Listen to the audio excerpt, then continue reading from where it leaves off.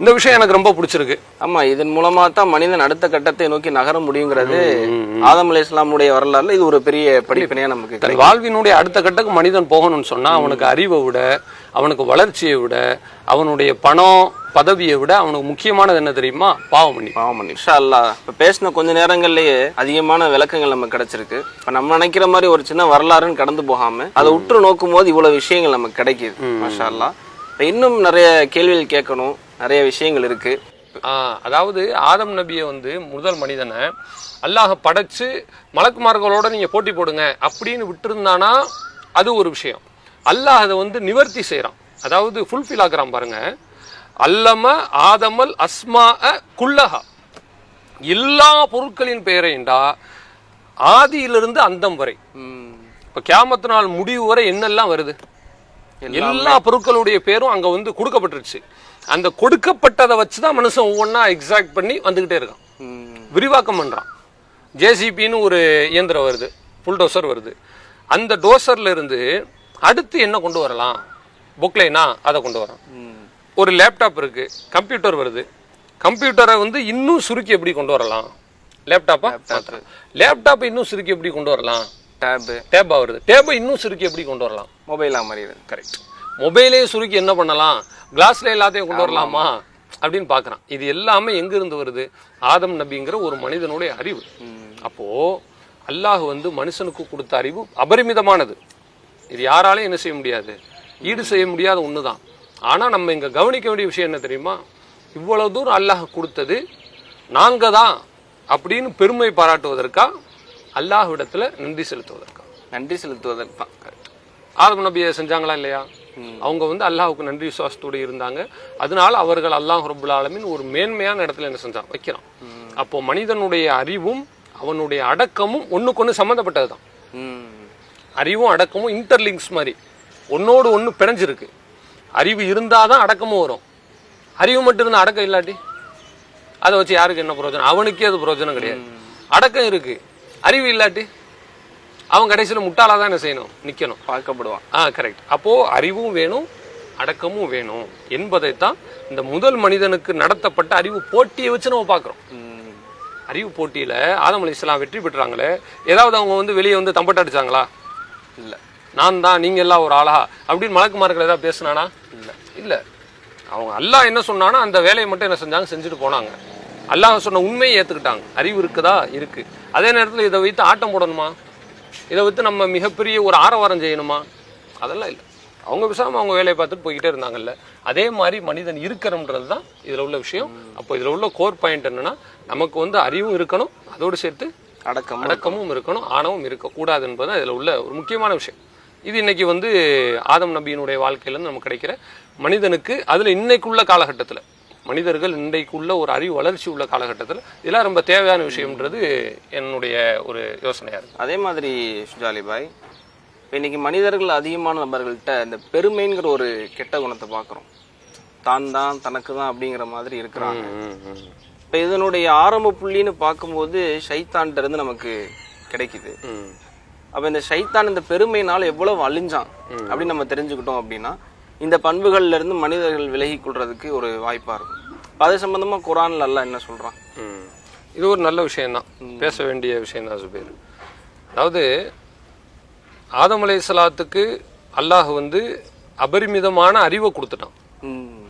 அவங்க அந்த இடத்துல அடக்கத்தை கடைபிடிச்சாங்க, வெற்றி பெற்றாங்க. ஷைத்தானுக்கு அல்லாஹ் வந்து ஒரு கட்டளையை கொடுத்தான். அந்த கட்டளையை அவன் வந்து எடுத்துக்கிடாம மீறிட்டான். அதனால அவன் என்ன செஞ்சுட்டான், மிகப்பெரிய ஒரு அதல பாதாளத்துல போய் விழுந்துட்டான்.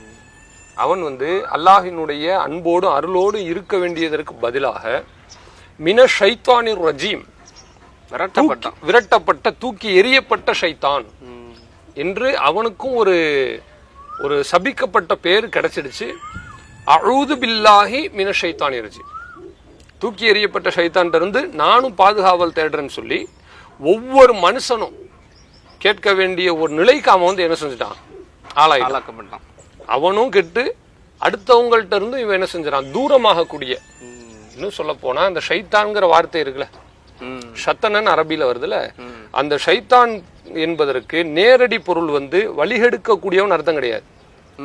ஷைத்தான்னு சொன்னா நேரடி பொருளே தூரமானவன் அப்படின்னு அரபி கிராமர்ல நம்ம பார்க்க முடியுது. தூரமானவன் மீன்ஸ் பல விஷயங்கள் இருக்கு. அல்லாஹ்வினுடைய அருளை விட்டு தூரமானவன் கூட என்ன செய்யறாங்க சொல்றாங்க. இப்படி எல்லாம் இருக்கும்போது நாம அந்த இடத்த தான் ரெண்டு பேரினுடைய வாழ்க்கையின் திருப்பு முனையா பாக்குறோம். ஆதம் அலைஹிஸ்ஸலாம் சொன்னதை கேட்டு அடக்கமா இருந்தாங்க. இவன் வந்து என்ன செஞ்சான், ஆணவத்துல ஆடுனான். இந்த ஏரியா தான் முக்கியமானது. அதாவது மனிதனுக்கு ஒரு விஷயத்தை அல்லாஹ் கொடுக்கும்போது அதை அவன் ஏத்துக்கிட்டு அதை பெருசா சீரியஸா எடுக்காம அதை வந்து பெரிய ஏதோ வாழ்நாள் சாதனை மாதிரி அலட்டி கொள்ளாமல் சகஜமா எடுத்துக்கிட்டு அல்ஹம்துலில்லாஹ் அல்லாஹுக்கே எல்லா புகழும் அப்படின்னு எடுத்து ஒரு சகஜ மனநிலைக்கு போயிட்டானா அவன் அல்லாஹினுடைய அன்போடும் அருளோடும் இருக்கலாம். அதை விடுத்து காரூன்னு செஞ்சான் இல்லையா மூசா நபி காலத்துல, அவனுக்கு கொடுக்கப்பட்ட அந்த பொருளாதாரங்கள், ஆடம்பரங்கள், சொகுசு வாழ்க்கை இதெல்லாம் அவன்கிட்ட இருக்கும்போது மறுமையை நம்பக்கூடியவங்க எல்லாம் சொன்னாங்க நீ அல்லாஹ்வுக்கு நன்றி செலுத்துன்னு சொன்னாங்க. அவனுடைய பதில் என்னவா தெரியுமா இருந்துச்சு? சொன்னா இன்னமா ஊத்தி துஹு அலா இல்மின் இந்தி, இது எல்லாமே கொடுக்கப்பட்டது என்னுடைய அறிவால் கொடுக்கப்பட்டுச்சுன்னு சொன்னான். பெருமை வந்துருச்சு. இன்னும் கூடுதலா அதுல கூட அவனுடைய கசானா சாவி தூக்குறதுக்கு ஒரு கூட்டம் கூட சொல்லுவாங்க. கரெக்ட். அதெல்லாம் நீங்க படிச்சிருக்கீங்க. அப்போ இப்படிப்பட்ட ஒரு பெருமையை வந்து சொந்தமாக்கின காரணத்தினால கடைசியில் அவன் மிகப்பெரிய சிறுமை அடைந்த ஒரு மனிதனா மாறின வரலாற குர்ஆன்லயே பாக்குறோம். இது வந்து ஷைத்தானுடைய புத்தி. அப்போ மனிதன் வந்து இந்த ஏரியா முக்கியமான ஏரியா. உங்களுக்கு ஒரு விஷயம் வந்து புதுசா கிடைச்சிடுச்சா, அது சிறியதா இருக்கட்டும், பெரியதா இருக்கட்டும், அற்பமானதா இருக்கட்டும், அளப்பெரியதா இருக்கட்டும், காசா இருக்கட்டும், பணமா இருக்கட்டும், படிப்பா இருக்கட்டும், பதவியா இருக்கட்டும், எதுவோ எந்த ஒண்ணா இருந்தாலும் ஒரு விஷயம் கிடைச்சா உடனடியா நமக்கு வர வேண்டிய விஷயம் என்ன? ஆணவமா அடக்கமா? அடக்கம் தான். ரைட், அடக்கம் தான் முக்கியமானது அப்படிங்கிற இந்த இடத்துல பார்த்துட்டோம். அப்போ அதை விடுத்து நாம வந்து ஆணவக்காரனா மாறணும்னு சொன்னா மென்மேலும் நம்ம அழிவை நோக்கி போவதற்கான பாதையை நமக்கு நாம என்ன செஞ்சிடறோம், வெட்டி கொள்கிறோம். அதுல இருந்து பொருள் வருது. இது ஒரு முக்கியமான விஷயம். ஆகையினால ஆதம் அலைஹிஸ்ஸலாம் மாதிரி நம்ம என்ன செஞ்சிடணும், அல்லாஹ் கற்றுக் கொடுத்தாலும் அதை ஏற்றுக்கொண்டு அலட்டி கொள்ளாமல் போவதுதான் சிறந்தது. இப்போ இந்த இடத்துல இன்னொரு விஷயம் என்னன்னா, ஆதம் நபியும் தவறு செஞ்சுட்டு பூமிக்கு வந்துட்டாங்க, ஷைத்தானும் விரட்டப்பட்டான். ஆனா அல்லாஹ் ஆதம் நபி ஏற்றுக்கொண்டானே, ஆனா ஷைத்தானே அல்லாஹ் ஏற்றுக்கல. ஓகே, அதாவது தவறு செஞ்சவங்க ஆதம் நபி, தவறு செய்ய தூண்டியது ஷைத்தான். ரைட், ஷைத்தானுக்கு விரட்டப்படுகிற அளவுக்கு மோசமான தண்டனை. ஆதம் அலைஹிஸ்ஸலாத்துக்கு அப்படிப்பட்ட ஒரு நிலை இல்லை. அவங்க வந்து அல்லாஹ் அடுத்தடுத்து என்ன செய்யறான், படைப்பினங்களை உருவாக்கி அவங்கள பூமிக்கு அனுப்புறான். இது ஒரு வேலிடான கேள்விதான். ஒரு கவனிக்க வேண்டிய இடம் எதுன்னு சொன்னா பேரு, ஷைத்தானும் தப்பு பண்றான், ஆதம் நபி அந்த தவறுக்கு பலியாயிட்டாங்க. சரி, ஆனா ஆதம் அலைஹிஸ்ஸலாம் அந்த தப்பு செஞ்சாங்கன்றது சரி. அந்த தப்பு செஞ்சு அதை வந்து நியாயப்படுத்துற மாதிரி பேசுனாங்களா அல்லது அல்லாஹ்விடத்துல தௌபா செஞ்சாங்களா? சரண்டர் ஆயிட்டாங்க. சரணாகதி அடைஞ்சிட்டாங்க. அல்லாஹுடைய குர்ஆன் வசனம் சொல்லுது, பூமிக்கு போங்கன்னு அல்லாஹ் சொல்றான். பூமிக்கு வர்றாங்க. அல்லாஹ் குர்ஆன்ல சொல்றான், ஃபதலக்கா ஆதமு மிர் ரப்பி, இறைவனிடம் இருந்து சில வார்த்தைகளை ஆதம் நபி பெற்றுக்கொண்டார்கள். ஃபதாபாலி, அதன் மூலம் தௌபா செய்தார். அல்லாஹ் என்ன செஞ்சான், தௌபாவை ஏற்றுக்கொண்டார். இன்னஹு ஹுவ தவ்வாபுர் ரஹீம், அல்லாஹ் பாவ மன்னிப்பை ஏற்கக்கூடியவன். அதே மாதிரி ஒரு அளவற்ற அருளாளன்னு குர்ஆன் சொல்லுதுல, அந்த வார்த்தை என்ன, அதையும் பிற்காலத்துல பின் வசனங்கள்ல நம்ம பார்க்கிறோம். அல்லாஹ் குர்ஆன்ல சொல்லி காட்டுறான், ரப்பனா, இறைவா, தலம்னா அன்புசனா, நாங்க ரெண்டு பேரும் எங்களுக்கு நாங்களே அநியாயம் செஞ்சுக்கிட்டோம்.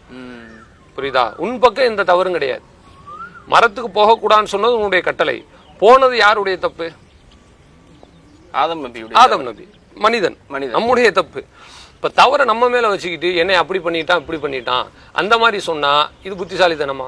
இல்ல. அவங்க அதான் கேட்கறாங்க, நாங்க தான் தப்பு பண்ணிட்டோம், ஃபக்ஃபிர்லனா, எங்களுக்கு நீ இஸ்திக்ஃபார, அதாவது மக்ஃபிரத்த கூடிய அல்லாஹ் நீ கொடுக்கவில்லை என்றால் ஃபதகூனா மினல் ஹாசிரீன், நக்கூனா மினல் ஹாசிரீன், நாங்க நஷ்டவாளிகளா மாறிடுவோம் அப்படின்னு அவங்க சொல்றாங்கல்ல. இதுதான் நம்முடைய வாழ்க்கைக்கு இன்னைக்கு ரொம்ப தேவைப்படுகிற ஒரு உபதேசம். இந்த உபதேசம் இருக்கு, நீங்க புத்தகமா தேடி தேடி படிச்சாலும் இது கிடைக்குமான்னு சொல்ல முடியாது. புத்தகத்துல என்ன சொல்லுவாங்க, ஒரு விஷயத்தை எப்படி டெவலப் பண்றது, ஒரு இன்வென்ஷன், அதாவது உருவாக்குறது எப்படி, டிஸ்கவரா ஒரு விஷயத்தை எப்படி யோசிக்கலாம். டிஸ்கவர் மீன்ஸ் ஆல்ரெடி இருக்கு, புதுசு கிடையாது, யாருமே அதை கவர் பண்ணல மாதிரி, யாருமே கவர் பண்ணல, டிஸ்கவரா இருக்கு, அதை நீங்க போய் கவர் பண்றீங்க. ஓகே, அப்படி எடுக்கிறீங்க. அல்லது நீங்க ஒரு இன்னோவேட்டிவா புதுமையா ஒரு விஷயத்தை யோசிச்சாலும் கூட அது எல்லாத்துக்கும் புத்தகம் உண்டு. ஆனா ஒரு மனிதன் தவறு செய்யறான்ல, தவறு செய்யும் மீண்டும் எப்படி எழும்பி வரணும், அதுக்கு பெரிதான வழிகாட்டுதல் கிடையாது. இயல்பாவே சொல்வது உண்டு, அதாவது விழுகிற வேகத்தை விட எழுகிற வேகம் வந்து அதிகமா இருக்குன்னு சொல்லுவாங்க. கீழே விழுந்துடலாம், விழுந்தா என்ன செஞ்சிடக்கூடாது, நம்ம வாழ்க்கையே முடிஞ்சிருச்சு, அப்படியே படுத்தக்கூடாது, இருக்கக்கூடாது, மீண்டும் என்ன செஞ்சிடணும், அதை விட வேகமா எழணும்னு சொல்றது உண்டு.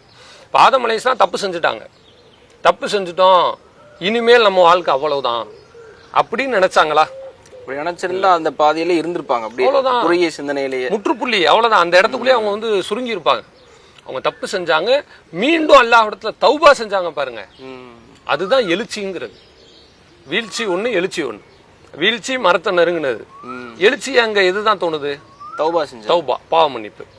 இப்ப இன்னைக்கு உள்ள மனிதர்களை நம்ம இதுல யோசிச்சு பாக்குறோம். தொழாம ஒருத்தர் வந்து 20 வருஷத்தை கழிச்சிட்டாருன்னு வச்சுங்க, சரி 20 வருஷம் போயிடுச்சே, நீங்க தான் நல்லா தொழுங்களேன், ஏன் பாய் தொழாம இருக்கீங்கன்னு சொன்னா அப்படி நீங்க யார்ட்டா கேட்டிருக்கீங்களா? ஆமா, என்ன சொல்லுவாங்கன்னா இத்தனை நாளா தொழுகல, இனிமே என்ன தொழுதுட்டுன்னு சொல்லுவாங்க. அதே மாதிரி நீங்க பாத்தீங்கன்னா இந்த ஐவேளை தொழுகையில கூட ஒரு மகரிப் நேரத்துல போய் உபதேசம் பண்ணோம்னா, இன்னைக்கு 3 வேளை போச்சு, இன்ஷால்லா நாளைக்கு சுபூல இருந்து தொழுதுக்கலாம் அப்படிங்கிற மாதிரி பேசுவாங்க. உடனே தன்னுடைய தவறை திருத்திக்கணும், அமலை நோக்கி ஓடணுங்கிற எண்ணம் என்ன இல்ல. அப்ப இது என்னன்னு கேட்டா, நம்மளுடைய வீழ்ச்சியை வந்து நம்ம வந்து சரிகாண ஆரம்பிச்சிட்டோம்னு அர்த்தம். தோத்துட்டோம், தோல்விங்கிறது யதார்த்தம் தான். இந்த தோல்வியை வந்து நான் ரசிச்சு ஏத்துக்கிறேன்ப்பா, இப்படியே இருக்கனே, இது உலக விஷயத்துல நமக்கு வர மாட்டேது. ஒரு தொழில் வைக்கிறோம், திவால் ஆயிடுச்சு, அதுக்கப்புறம் என்ன பண்றோம், மறுபடியும் வேற ஒரு முயற்சி பண்றோம், அதே தொழிலையே ரீக்ரியேட் பண்றோம், இல்ல வேற ஒரு புதிதா இன்னொன்று பக்கம் போறோம். யாராவது எனக்கு தொழில் வச்சா நான் வந்து ஒன்றும் இல்லாம போயிடுச்சு, அப்படியே நான் வீட்டிலே பட தூங்கிட்டு இருக்கேன்னு யாராவது போய் பாத்துருக்கீங்களா? இல்ல. அப்படி தூங்க முடியுமா? முதல்ல முடியாது. ஆனா மறுமை விஷயத்துல மட்டும் இந்த மாதிரி ஒரு பிற்போக்கா யோசிக்கிறதுங்கிறது நம்முடைய மறுமைக்கு உகந்தது அல்ல. இப்போ இந்த மாதிரி தப்பு செய்யறவங்க என்ன யோசிக்கணும் தெரியுமா? அதுல இருந்து மீண்டு வர்றதுங்கிறது மிகப்பெரிய ஒரு பக்குவமான சிந்தனைன்னு தான் நான் சொல்லுவேன். ஒரு மனுஷனுக்குங்க 40 வயசு வரை அவன் வந்து தப்பு செய்யறான், அல்ல ஒரு 45 வயசு வரை தப்பு செய்யறான் வச்சுக்கோங்க. தொழுகலை, நோன்பு வைக்கல, நிறைய ஹராமான காரியங்களை செய்யறாப்புல. இப்ப இவ்வளவு தூரம் செஞ்சவன் என்ன நினைக்கிறான்னு சொன்னா, பெரும்பகுதி நம்ம இவ்வளவு நாள் தப்பா செஞ்சிட்டோமே, இதுக்கப்புறம் எப்படி சரியா நம்ம வர்றது, அல்லாஹ் ஏத்துக்குவானா ஏத்துக்கிற மாட்டானா, இந்த ஒரு பயம். அதுதான் ஆதம் அலைஹிஸ்ஸலாம் நமக்கு வந்து அழகா பாடம் நடத்திட்டாங்க. சொல் ரீதியா சொல்லாம செயல் ரீதியா செஞ்சே காட்டிட்டாங்க. உனக்கு 40-45 வருஷம் கடந்து நீ தப்பு செஞ்சே மனிதனா இருந்தாலும் கூட இன்னமும் உனக்கு வந்து 20-25 வருஷம் இருக்கு, வாய்ப்புகள் உனக்கு கொடுக்கப்பட்டது, வாய்ப்புகள் இருக்கு. ஓகேயா? அதான் சொல்றேன், 60 வயசு வாழக்கூடிய ஒரு மனிதன் 40 வயசு வரை தவறா இருந்து இன்னும் 20 வருஷம் அவனுக்கு வந்து பேலன்ஸ் இருக்கு.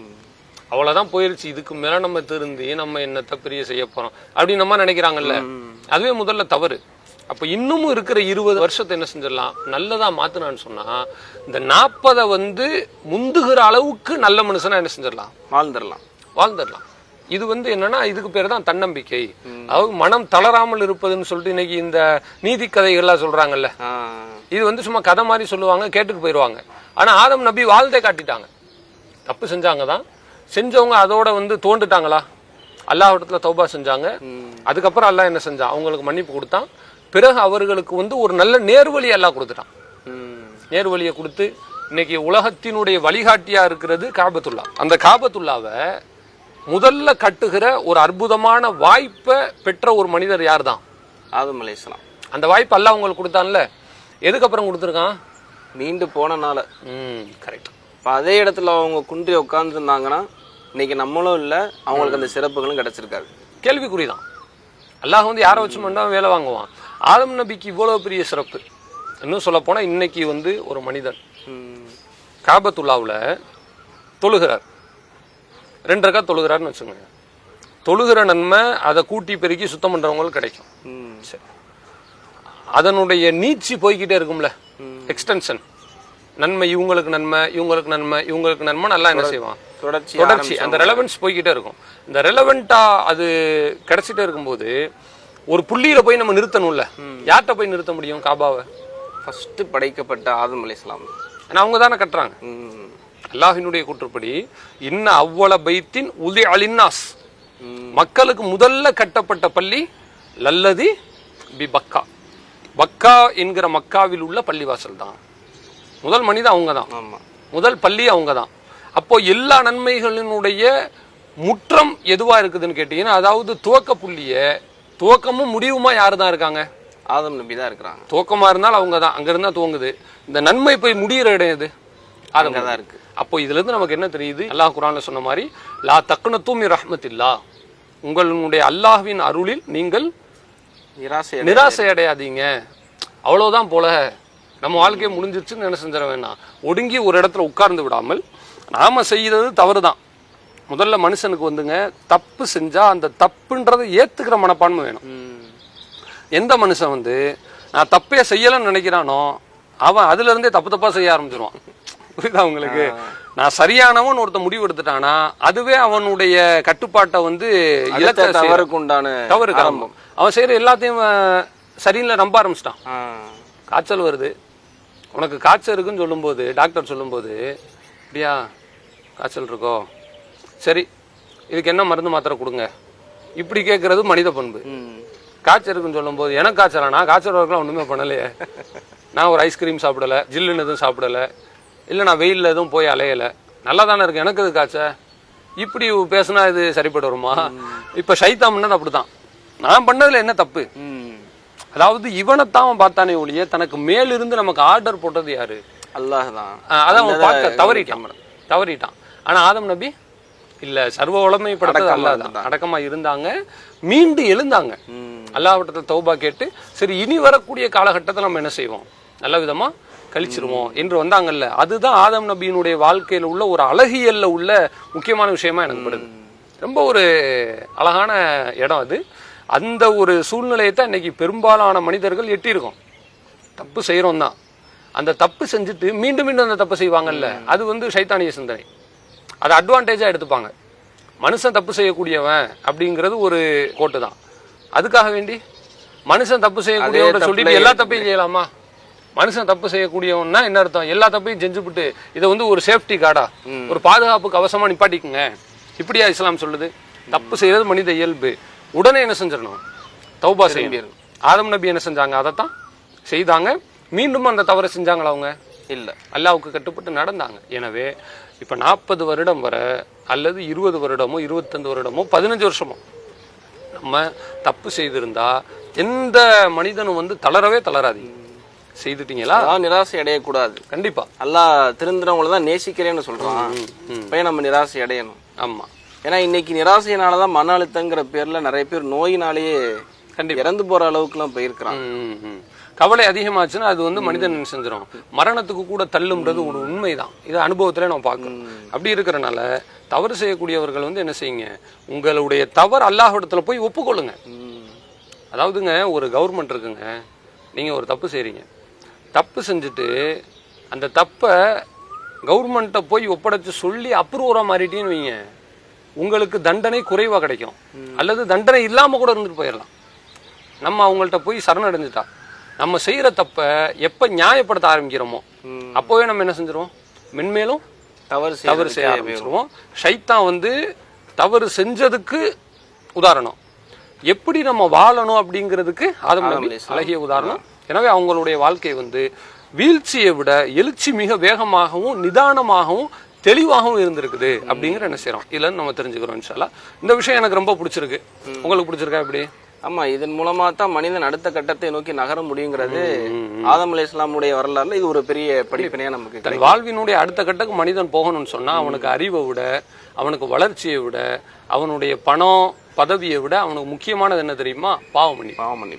தன்னுடைய பாவத்தை ஒப்புக்கொள்ளணும், தப்புதான்றத அவன் உணரணும். உணர்ந்து இனி வரக்கூடிய ஆயுள் காலத்தை நம்ம வீணடிச்சிடக்கூடாது.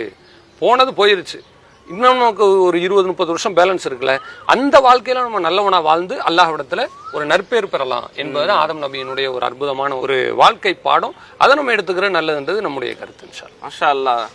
இப்போ பேசின கொஞ்ச நேரங்கள்லயே அதிகமான விளக்கங்கள் நமக்கு கிடைச்சிருக்கு. இப்போ நம்ம நினைக்கிற மாதிரி ஒரு சின்ன வரலாறுன்னு கடந்து போகாம அதை உற்று நோக்கும் போது இவ்வளவு விஷயங்கள் நமக்கு கிடைக்குது. மாஷா அல்லாஹ். இப்போ இன்னும் நிறைய கேள்விகள் கேட்கணும், நிறைய விஷயங்கள் இருக்கு. ஆனா போதிய நேரம் இல்லாதனால அதை கேட்க முடியல. இன்ஷா அல்லாஹ் இன்னொரு நாள் உங்களை சந்திச்சு நிறைய விளக்கங்களை நம்ம பெற்றுக்கொள்ளணும். கண்டிப்பா சுபேர். அல்ஹம்துலில்லாஹ். இப்போ நீங்க பேசுனது நமக்கும் ஒரு திருப்தியா இருக்கு. நமக்கு ஒரு நல்ல ஒரு நம்முடைய அறிவு கண்களை அல்லாஹ் திறப்பதற்கு ஒரு வாய்ப்பா இருக்கு. இன்னைக்குள்ள அவசர உலகத்துல நம்ம இது மாதிரியான ஒரு அமர்வுகள் வந்துங்க நம்முடைய மன அமைதிக்கும் மார்க்கத்தினுடைய ஒரு ஈர்ப்புக்கும் நமக்கு என்ன செய்யுது, ஈடுபாடுக்கும் ஒரு வழிவகுக்குதுன்னு நான் நம்புறேன். இன்ஷா அல்லாஹ் இதே மாதிரி உங்களுக்கு எப்போ நேரம் கிடைக்குதோ அப்போ தாராளமா வாங்க. சார் நம்ம என்ன செய்யலாம், கலந்து பேசி இன்னும் அதிகமான விஷயங்களை நம்ம பேசி நன்மையான காரியங்களை செஞ்சுக்கலாம். சரி பாய், பாப்போம். அஸ்ஸலாமு அலைக்கும். துவா செய்யுங்க. அலைக்கும் அஸ்ஸலாம். அல்லாஹு அக்பர், அல்லாஹு அக்பர்.